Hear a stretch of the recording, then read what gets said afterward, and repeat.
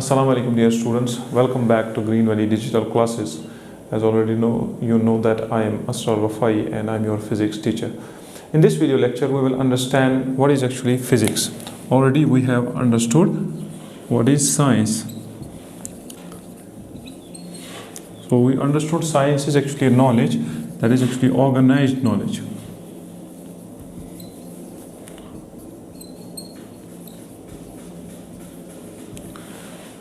Since science is very vast and it has been then categorized into different parts, and one such science is physics. Physics, as already stated in the previous lecture, physics is actually a natural science. That is, it studies nature. Or more precisely, we say this is actually a part of natural science and it is actually physical science. Physical science में हमने समझा non living matter जो है, non living substance में जो भी हम knowledge gain करते हैं दैट इज़ एक्चुअली फिजिक्स. वो आपके पास फिजिक्स है. और इसमें आपके पास नॉन लिविंग में एक और पार्ट आता है केमिस्ट्री का एंड अदर डिफरेंट साइंसेज. जैसे आप अर्थ के साइंस जियोलॉजी को देखेंगे या एस्ट्रोलॉजी को, एस्ट्रोनॉमी को देखेंगे and different. Similarly there are different sciences in this world, in this domain that is non-living part. One such science is actually physics, and this physics, ये physics जो है, it studies laws of nature, laws of nature. दुनिया के laws को समझता है. and ये जो आपके पास laws है दुनिया में, हमारे पास ज़्यादा non-living matter के साथ हम देखते हैं. अब जो laws है, again law, what is law, हमने इससे पहले लेक्चर में समझा था. Law is anything that is followed. कोई भी चीज़ जो फॉलो हो रही है उसको हम बोलेंगे लॉ. जैसे हमारे पास बॉडी जो है वो नीचे की ओर जा रही है, this is actually the law that's body is falling towards the अर्थ. ये बॉडी जो है इट्स गोइंग टुवर्ड्स द अर्थ, हमेशा नीचे की ओर जाती है. तो हमेशा ये फॉलो करती है किसको? बॉडी फॉलो करती है अर्थ को. That's why here we have a phenomena and here we can draw a law. हम बोल सकते हैं ये जी लॉ है, दुनिया का लॉ है, नेचुरल लॉ है, दुनियावी लॉ है, खुद ही हो रहा है यहाँ पर. एंड देन इस लॉ को हमने नाम दिया है law of gravitation.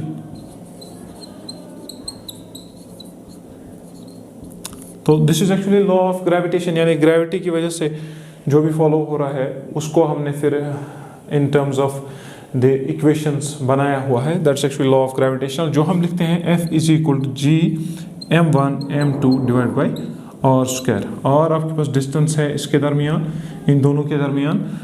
Suppose this earth और ये पार्टिकल है, इन दोनों के दरमियान जो डिस्टेंस है दैट इज आर. और यहाँ आपके पास मास जो है this is m1, this is mass m2. पहली बॉडी का मास m1 है, अगेन सेकंड बॉडी का मास आपके पास m2 है. और ये हम देखते हैं इनके दरमियान जो फोर्स ऑफ अट्रैक्शन है, this force of attraction is given by F is equal to G m1 m2 divide by R square. You already know it from gravitation from your 9th class. अब यहाँ ये जो आपके पास physics है ये इन्हीं laws को बनाता है, इन्हीं चीज़ों को समझता है, नेचर को समझता है और फिर कंक्लूजन्स ड्रॉ करता है ताकि हमारे लिए आसानी हो. एक और एग्जांपल हम ले सकते हैं, ये जो आपके पास मैग्नेटिज्म है. मैग्नेटिज्म में हम देखते हैं ये जो आपके पास लाइक पोल्स है, जैसे नॉर्थ और नॉर्थ पोल, वो आपके पास रिपेल करते हैं, तो दे रिपेल. इसी तरह उल्टे पोल्स जो अपोजिट पोल्स होते हैं, नॉर्थ और साउथ पोल, ये आपस में अट्रैक्ट करते हैं. ये हमें पता है मैग्नेट क्या है. मैग्नेट कोई भी सबस्टेंस है जो अट्रैक्ट करती है. लोड स्टोन इसको हम बोलते हैं इन जनरल टर्मिनोलॉजी.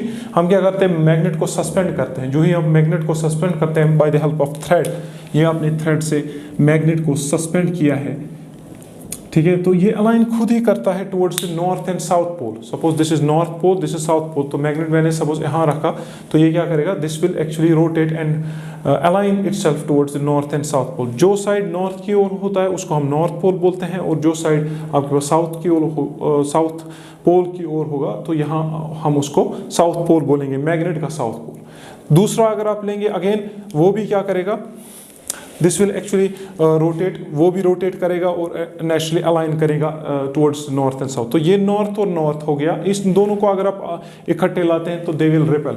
और अगेन जो आपके पास नॉर्थ और साउथ को अगर आपने मिलाया, ये आपके पास नॉर्थ है और ये साउथ है, तो मैं सपोज साउथ को मिला रहा हूँ, तो ये अट्रैक्ट करेंगे। खुद ही हो रहा है, दुनिया में हो रहा है, और हम इस फिनोमिना को समझ रहे हैं, हम इस चीज़ को समझ रहे हैं, और फिर हम उसको in the form of law बनाते हैं, यानी इक्वेशंस बनाते हैं, या और कोई जो है थ्योरेटिकल ऑब्जर्वेशंस बनाते हैं। इन्हीं चीज़ों को हमको यहाँ फिजिक्स में समझना है, इन्हीं को हमें डिटेल डिस्क्राइब्ड मैनर में एनालाइज करना है, और इससे फिर एप्लीकेशंस जो है वो आप निकाल सकते हैं। जैसे हमें पता है जनरेटर्स जो आपके पास है, या और कोई भी सबस्टेंस है जो आप इन्हीं मैग्नेटिज्म की वजह से जो है बनाते हैं। स्पीकर्स हमारे पास है, वो आप इन मैग्नेट से बनाते हैं। So this is all we have to study in physics. So let's define formally what is actually physics. Physics असल में फ्यूसिस से आया है।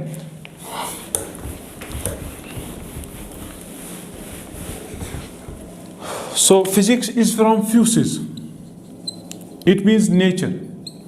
इसका मतलब है नेचर, दुनिया, जो कुदरत है उसको समझना है। तो इसलिए हम बोलते हैं physics is actually it studies nature.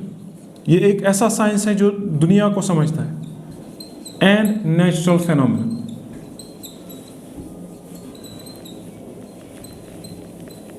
कोई ऐसा प्रोसेस जो खुद ही हो रहा है उसको समझना, उसको हम बोलते हैं नेचुरल फेनोमेना, और उसको ये फिजिक्स जो है वो समझ रहा है। जैसे हमने अभी बात की, body is falling towards the अर्थ, या मैग्नेट्स अट्रैक्ट हो रहे हैं। बहुत सारी ऐसी चीज़ें हैं, जैसे लाइट जो है वो फॉल हो रही है, रिफ्लेक्ट कैसे कर गई, रिफ्रैक्ट कैसे कर गई, ग्लास से वो अंदर जाएगी, और कोई ओपेक सब्सटेंस है यहाँ से अंदर नहीं जाएगी, या आपके पास मिरर है वहाँ से वापस आएगी, टकरा के वापस आएगी। तो this is all in physics, that is actually this science. अब यहाँ आपके पास मेन थ्रस्ट जो होता है फिजिक्स का, हम कैसे स्टडी करते हैं फिजिक्स को, हम जनरली दो प्रिंसिपल्स पर बात करते हैं। तो मेन थ्रस्ट जो है, पहला आपके पास यूनिफिकेशन। तो दो मेन प्रिंसिपल्स है, एक तो यूनिफिकेशन, दूसरा आपके पास रिडक्शनिज्म।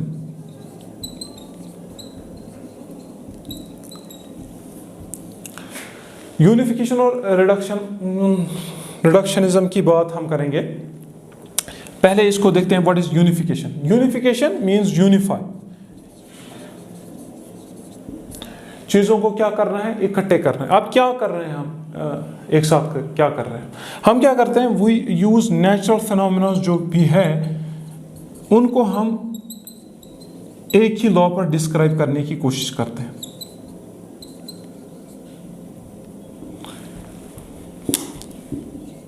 तो दिस इज वन लॉ, एक लॉ पर आप डिफाइन करने की कोशिश करते हैं। एंड इसमें आप देखते हैं, एग्जांपल आप ले सकते हैं, जैसे आपके पास फॉर एग्जांपल हमारे पास लॉ ऑफ ग्रेविटेशन है।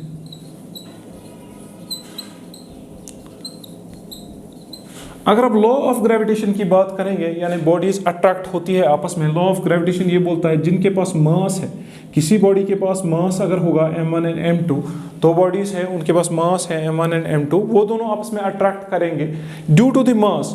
इसीलिए हम देखते हैं जो मून है वो इर्द गिर्द घूमती है, किसके, अर्थ के। मून के पास भी मास है और अर्थ के पास भी मास है, तो ये अट्रैक्ट करते हैं। और कोई बॉडी आपके पास है वो नीचे की ओर जा रही है, तो naturally this is attracting towards the अर्थ। तो यहाँ आपके पास मास है और यहाँ आपके पास मास सेकंड है, this m2 is for the earth. अब यहाँ अगर आप देखें, ये जो लॉ ऑफ ग्रेविटेशन है, ये एक तो ये एक्सप्लेन कर सकता है आपको falling of objects towards the earth, earth की ओर कोई चीज़ जा रही है तो वो समझ सकता है, वहाँ आप इसको, इस लॉ को अप्लाई कर सकते हैं।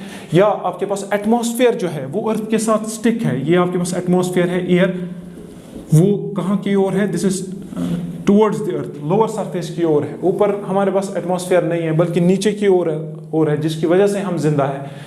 ये again this is due to the attractive pull, तो ये आप डिस्क्राइब कर सकते हैं लॉ ऑफ ग्रेविटेशनल पर।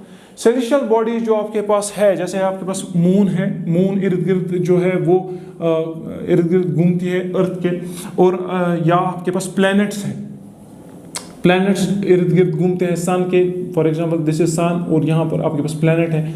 Again this is due to the pull of the sun, earth जो है वो अट्रैक्ट होती है टुवर्ड्स द सन, या कोई प्लेनेट है दैट्स अट्रैक्टेड टुवर्ड्स द सन, तो उसकी वजह से वो इर्द गिर्द जो है घूमती है। हमारे पास सीजन्स बनते हैं या डिफरेंट जो भी पर्सपेक्टिव्स है या जो भी फेनोमेना है वो उस पर आप एक्सप्लेन कर सकते हैं। Again this is on the basis of law of gravitation. Also हमारे पास सैटेलाइट्स हैं, सैटेलाइट्स अगेन घूमते हैं इसके इर्द गिर्द, तो सैटेलाइट में आपके पास यही प्रिंसिपल होगा, यही हम यूज करते हैं। तो इन ए वे हम क्या करते हैं, we are unifying different phenomenas on a single law, that is law of gravitation. एक लॉ पर आप डिफाइन करते हैं, that is law of gravitation. इसका मतलब यूनिफिकेशन में क्या करते हैं हम, वो यूनिफाई थिंग्स, वो unify phenomenon on the basis of one single law और मोर देन वन लॉ। इसकी वजह से आसानी होती है समझने में, चीज़ों को समझने में, तो दैट्स एक्चुअली यूनिफिकेशन। दूसरा प्रोसेस है that is actually reductionism. What is actually reductionism? कभी कभी हमारे पास कॉम्प्लेक्स सिस्टम्स होते हैं, सी वी हैव कॉम्प्लेक्स सिस्टम्स या कॉम्प्लेक्स प्रोसेस है, कोई भी कॉम्प्लेक्स सिस्टम है। जैसे हम बात करें टेम्परेचर की, व्हाट इज टेम्परेचर? टेम्परेचर हम डिफाइन करते हैं डिग्री ऑफ हॉटनेस और कोल्डनेस, डिग्री ऑफ हॉटनेस और कोल्डनेस। तो ये डिग्री है किसका, गर्मी का या सर्दी का। अब ये क्या है इसको समझेंगे। जैसे आपके पास कोई बॉडी है, से आई हैव अ बार, कोई बार है, इसका टेम्परेचर 10 डिग्री सेल्सियस है, और कोई दूसरी बॉडी है, इसका टेम्परेचर 50 डिग्री सेल्सियस है। तो आप बोल सकते हैं ये 50 जो है this is 5 times the 10 degree, that is actually 50 degree. तो ये जो बॉडी है ये इससे 5 गुना गर्म है, 5 टाइम्स है गर्म इससे। या हम यहां से बोल सकते हैं ये जो आपके पास बॉडी है इन कंपैरिजन टू दिस ये कोल्ड है, this is cold, this is hot body. अब कितना हॉट है, 5 गुना हॉट है, तो that's actually degree of hotness, और हम इसको रेफर कर सकते हैं कोल्डनेस कितना है। तो यहां से आप समझ सकते हैं कि टेम्परेचर, ये जो आपके पास ये नंबर है, ये नंबर आपको क्या बोलता है, ये नंबर आपको बोलता है कि आपके पास कितना गर्म बॉडी है कोई, या कितनी सर्द है। अगर ये नंबर आपके पास नहीं होगा तो आपको समझ में नहीं आएगा, आप नहीं बोल सकते कि गर्म कौन है, सर्द कौन है, और कितना गर्म और कितना सर्द है। Okay, so this is actually the temperature, but this is complex system. इसको हम क्या करते हैं, we actually define this phenomena, this concept on the basic concepts। हम complex चीज को reduce करते हैं more simpler form में, तो we start complex to simple। अब इसको हम कैसे देखते हैं, how do we see this? हम कैसे देखेंगे इसको? हम क्या करते हैं, फॉर एग्जाम्पल टेम्परेचर की बात हमने की, we are relating it to kinetic energy. कैसे? हम देखते हैं जिसके पास काइनेटिक एनर्जी ज़्यादा है, जब आप मॉलिक्यूल्स की बात करेंगे, जिसके पास ज़्यादा टेम्परेचर है उन मॉलिक्यूल्स के पास हरारत ज़्यादा होती है, यानी एनर्जी ज़्यादा होती है। They move in different direction randomly with more speed, with more energy. इसको समझने के लिए मैं एग्जांपल ले रहा हूँ आइस की। आइस आपके पास सॉलिड है, ये कन्वर्ट होगा आपके पास वाटर में, वाटर आपके पास लिक्विड है, और वाटर जो है वो कन्वर्ट होगा वाटर वेपर्स में। ये आपके पास क्या है, दिस इज एक्चुअली गैस। अब कैसे बना सॉलिड से लिक्विड, लिक्विड से गैस? आप देखते हैं आइस में मॉलिक्यूल्स बहुत क्लोज है, इसके बाद वाटर की ओर जाएंगे तो मॉलिक्यूल्स बहुत थोड़ा सा दूर होते हैं। आपने हीट दी इसको, एनर्जी आपने दी आइस को, तो क्या होगा, यहाँ आपके पास मॉलिक्यूल्स जो है वो दूर दूर होंगे। आफ्टर दैट जब आप इसको और सप्लाई करेंगे एनर्जी, तो क्या होगा, मॉलिक्यूल्स बहुत दूर जाएंगे, रैंडम मोशन होगी। तो इसका मतलब मॉलिक्यूल्स दूर दूर हो गए और वाटर वेपर्स में वो तब्दील होंगे। तो from solid to liquid to gas आपके पास कौन सा इफेक्ट है, हीट का या एनर्जी का इफेक्ट। इसको हम बोलते हैं किसमें, वी स्टेट टेम्परेचर। हम बोलते हैं सॉलिड जब होगा आइस में वो टेम्परेचर कम है, जब आप टेम्परेचर बढ़ाएंगे तो लिक्विड में जाएगा, और फिर लिक्विड से गैस की ओर जाएगा और टेम्परेचर आप देंगे। बट एट एटॉमिक लेवल या मॉलिक्यूलर लेवल आप बोलेंगे, जब टेम्परेचर ज़्यादा होता है मॉलिक्यूल जो होते हैं वो दूर दूर होते हैं, यानी जब आपके पास वो सॉलिड से लिक्विड की ओर चला जाएगा तो इसमें एनर्जी ज़्यादा है, मॉलिक्यूल्स के पास एनर्जी ज़्यादा है। अगर आप और एनर्जी देंगे तो क्या होगा, मॉलिक्यूल्स बहुत दूर जाएंगे, रैंडमनेस बहुत ज़्यादा होगी। तो इसका मतलब जो टेम्परेचर है वो असल में क्या है, this is actually equated towards the energy. अब ये कौन सी एनर्जी है, this is actually energy due to motion. ये मोशन की एनर्जी है, तो इसीलिए हम बोलते हैं this is actually kinetic energy. Temperature is related with kinetic energy.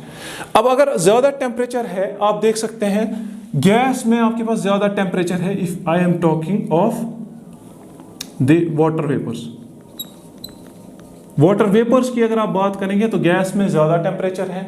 Gas में ज्यादा टेम्परेचर है, इसका मतलब रैंडमनेस ज्यादा है, काइनेटिक एनर्जी ज़्यादा है। अब ये हो सकता है कि मॉलिक्यूल्स के पास अलग अलग एनर्जी हो, हर किसी के पास सेम एनर्जी नहीं होती, किसी के पास कम, किसी के पास ज़्यादा एनर्जी होती। तो then we start forming average values, हम बनाते हैं एवरेज वैल्यूज।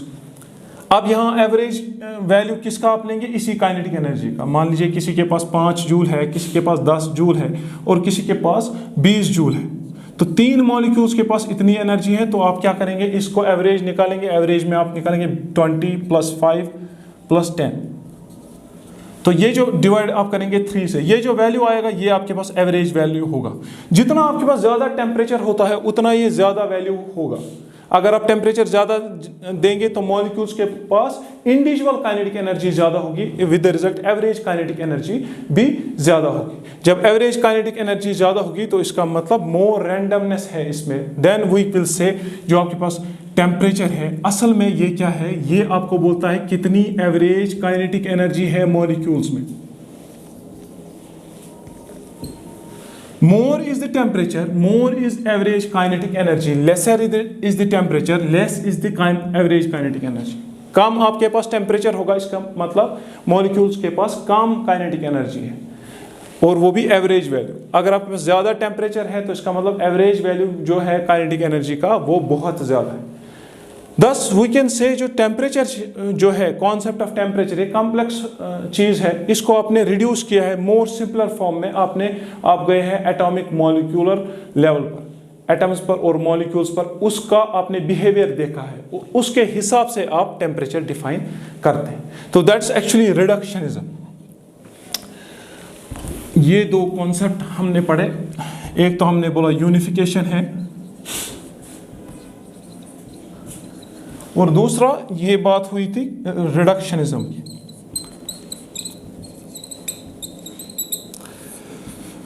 तो रिडक्शनिज्म मींस आप क्या कर रहे हैं, कॉम्प्लेक्स चीज को आप सिंपलर बना रहे हैं, कॉम्प्लेक्स कॉन्सेप्ट को आप सिंपल कॉन्सेप्ट में तब्दील कर रहे हैं ताकि हम समझ सकें। वाइलेज यूनिफिकेशन में आप क्या करते हैं, बहुत सारे फेनोमेनन्स को एक लॉ पर डिफाइन करने की कोशिश करते हैं, या 2 लॉ पर डिफाइन करने की कोशिश करते हैं, या जनरलाइज आप कर रहे हैं, जैसे कि हमने एग्जांपल दी थी। तो ये 2 अप्रोच आपके पास फिजिक्स में आएंगे। Now we have domains of physics. Domains क्या है फिजिक्स के,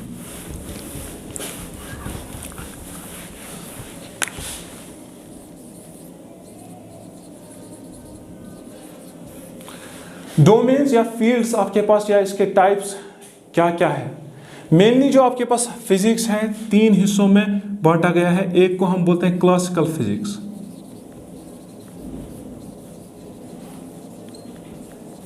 दूसरा हमारे पास है modern physics,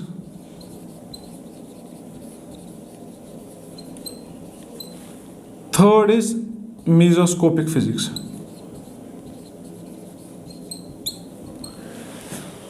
First is classical, then we have modern and mesoscopic physics. What is classical physics?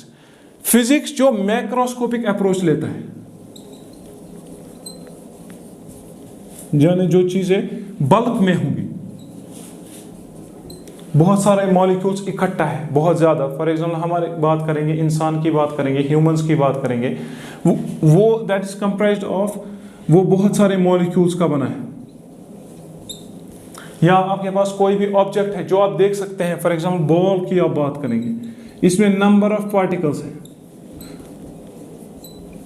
बहुत सारे पार्टिकल्स हैं, ठीक है, और आप देख रहे हैं, आपको वो दिख रहा है, नेकेड आई से आप देख रहे हैं, इन चीज़ों पर जब आप फिजिक्स लगाते हैं, यानी फिजिकल लॉज समझने की कोशिश करते हैं, इसको हम बोलते हैं मैक्रोस्कोपिक फिजिक्स। और दूसरा आपके पास आता है modern physics. Modern physics approach लेता है माइक्रोस्कोपिक फिजिक्स। माइक्रोस्कोपिक आप समझ सकते हैं, यहां पर आपने क्या किया है, एटम्स या मॉलिक्यूल्स आप देख रहे हैं। फॉर एग्जाम्पल हमारे पास अभी का कॉन्सेप्ट जो है टेम्परेचर, जो है टेम्परेचर आपने कनेक्ट किया है किसके साथ, इन्हीं एटम्स और मॉलिक्यूल्स के साथ। अब जब आप एटम्स की बात करेंगे, मॉलिक्यूल्स की बात करेंगे कि रैंडमनेस ज़्यादा है, तो आप उस वक्त जो है इस फिजिक्स के साथ डील कर रहे हैं, मॉडर्न फिजिक्स के साथ। और अगर आप क्या कर रहे हैं, अगर आप ऑन द होल देख रहे हैं, यानी बल्क में आप टेम्परेचर देख रहे हैं, वो आपके पास होगा मैक्रोस्कोपिक फिजिक्स। इसी तरह आप मोशन देख रहे हैं बॉल की, ये मूव कर रहा है, on a whole object move कर रहा है, तो ये आपके पास क्लासिकल फिजिक्स में आएगा। अबाउट 1900 तक ये फिजिक्स लिया गया है, मेनली न्यूटन्स लॉज यहाँ पर लगते हैं। इसके बाद मॉडर्न फिजिक्स या माइक्रोस्कोपिक फिजिक्स, जिसमें आप न्यूक्लियस पढ़ते हैं, इलेक्ट्रॉन्स पढ़ते हैं, प्रोटॉन्स पढ़ते हैं, वो सारा आपके पास माइक्रोस्कोपिक फिजिक्स में आएगा। और इंट्रैक्शन ऑफ एटम्स, वो सारा माइक्रोस्कोपिक फिजिक्स में। This is after 1900। आफ्टर 1900 ये जो है ये फिजिक्स डेवलप हो गया, that is actually modern physics. Last में हमारे पास मीजोस्कोपिक फिजिक्स जो है, मीजोस्कोपिक फिजिक्स असल में इन बिटवीन आता है। दैट इज, ना तो ये मैक्रोस्कोपिक है ना तो ये माइक्रोस्कोपिक फिजिक्स है। दिस इज रीसेंट फिजिक्स या रीसेंट डोमेन। इसके बाद मॉडर्न के बाद मीजोस्कोपिक पर काम हो रही है। यानी आप क्या करते हैं, 100 या 1000 जो है एटम्स या मॉलिक्यूल्स पर काम करते हैं एक साथ। मैक्रोस्कोपिक में बहुत सारे मॉलिक्यूल्स होते हैं, लाखों की तादाद में। यहाँ आपके पास माइक्रोस्कोपिक में 1-2 पर आप काम कर रहे हैं, समझ रहे हैं उन चीज़ों को। जैसे आपके पास इलेक्ट्रॉन और ये जो है इनके दरमियान इंटरेक्शन होगा, न्यूक्लियस के दरमियान या एटम्स के दरमियान जो इंटरेक्शन होगा। यहाँ आपके पास ये जो मीजोस्कोपिक फिजिक्स है, यहाँ आपके पास 100 एटम्स यानी 100 या 1000 में आप एटम्स लेंगे, उसका इंटरेक्शन देखना है। जैसे हम बोलेंगे स्मॉल सर्किट्स की बात करेंगे, छोटे सर्किट्स जो हम लेते हैं उसमें ज़्यादा एटम्स नहीं लेंगे, बल्कि कुछ 1000 जो एटम्स लेंगे और फिर उसको स्टडी करेंगे। तो small circuits, very small circuits, वो आपके पास मीजोस्कोपिक फिजिक्स में आएगा। जो आपके पास बड़े सर्किट्स हैं वो आप देखेंगे क्लासिकल फिजिक्स में। और आप देखेंगे मॉडर्न फिजिक्स जो है वो आपके पास इसमें 1 एटम या 2 एटम्स आएंगे, या एटम प्रोटॉन जो भी है, ठीक है। और फिर इसमें हम देखते हैं एक और फिजिक्स जिसको हम न्यूक्लियर फिजिक्स बोलते हैं। ये असल में टाइप है फिजिक्स का। जब हम न्यूक्लियस की बात करते हैं, जहां आप देखते हैं रेडियो एक्टिविटी, न्यूक्लियस एक्सप्लोड होता है, फिशन फ्यूजन रिएक्शंस होते हैं। जैसे हमने यूरेनियम 92-238 में देखा है, ये बेरियम और क्रिप्टॉन में तब्दील होता है और 3 न्यूट्रॉन्स जो है वो इजेक्ट करता है और हीट इजेक्ट करता है। ये सारा न्यूक्लियस में होता है, यानी न्यूक्लियस टूट रहा है और 2 एटम्स नए जनरेट हो गए हैं, बेरियम एंड क्रिप्टॉन, और 3 न्यूट्रॉन्स, क्योंकि न्यूट्रॉन जो है वो किस में होते हैं, न्यूक्लियस में होते हैं, और वो इजेक्ट हो रहे हैं न्यूक्लियस से। ये आपके पास न्यूक्लियस है, यहाँ से 3 न्यूट्रॉन्स इजेक्ट हो रहे हैं। तो नेचुरली दिस फिजिक्स, यहाँ जब आप फिजिक्स को समझते हैं, ये आपके पास न्यूक्लियर फिजिक्स माना जाएगा। सो this is all about this main domains of physics. अब इसमें हमारे पास इंटर रिलेशन या हम बोलेंगे टाइप्स जो है वो फिजिक्स के जो है कौन कौन से हैं। अब फिजिक्स जो है वो भी वास्ट है, physics is also vast, that's why it has been categorised into different fields. पहला आपके पास फील्ड है, हम बोलते हैं मैकेनिक्स, मैकेनिक्स पार्ट। सेकंड आपके पास है थर्मोडायनेमिक्स,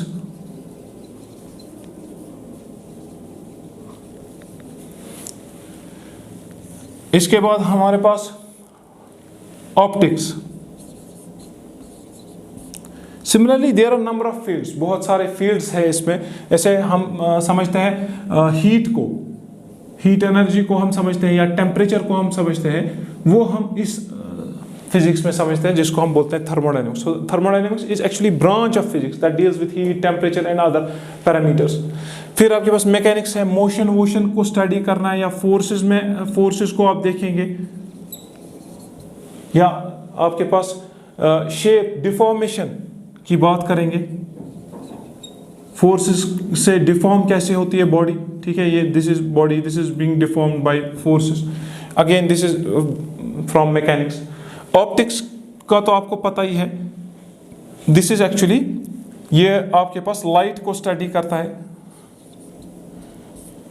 लाइट को स्टडी करना वो आपके पास ऑप्टिक्स में, जैसे आपने रिफ्लेक्शन पढ़ा, रिफ्रैक्शन पढ़ा है, या other things, microscope, applied field उसका, वो सारा आपके पास ऑप्टिक्स में आता है। Again this is again physics, ये समझता है लाइट को, लाइट का कैरेक्टर क्या है, किसका बना है लाइट, और फिर उसमें कौन से लॉज है, जैसे आपने पढ़ा होगा लॉ ऑफ रिफ्लेक्शन या लॉज ऑफ रिफ्लेक्शन या रिफ्रैक्शन। इसी तरह हमारे पास एक और फिजिक्स आता है जिसको हम बोलते हैं क्वांटम फिजिक्स या quantum theory, more precisely quantum theory की बात हम करेंगे। ये डील करता है इनके साथ, एटम्स के साथ। आगे आप केमिस्ट्री में भी पढ़ेंगे what is actually quantum theory. तो यहाँ आप एटम्स, इलेक्ट्रॉन्स, प्रोटॉन्स के मुतालिक पढ़ते हैं, क्योंकि वहाँ जो है क्लासिकल फिजिक्स जो है फेल होता है, इसीलिए यहाँ नया फिजिक्स जिसको हम मॉडर्न फिजिक्स बोलते हैं, और उसी में ये क्वांटम थ्योरी का कॉन्सेप्ट है, या क्वांटम मैकेनिक्स हम बोलते हैं, वो इसमें आता है। Similarly this is actually vast, physics is also vast. एक और है जिसमें हम बोलते हैं इलेक्ट्रिसिटी का कॉन्सेप्ट आता है। इलेक्ट्रिसिटी में हम देखते हैं ये जो आपके पास फ्लो ऑफ चार्जेस है, या अगर हम किसी चीज को रब करेंगे, वी स्टार्ट रबिंग थिंग्स, वो अट्रैक्ट करते हैं आपस में।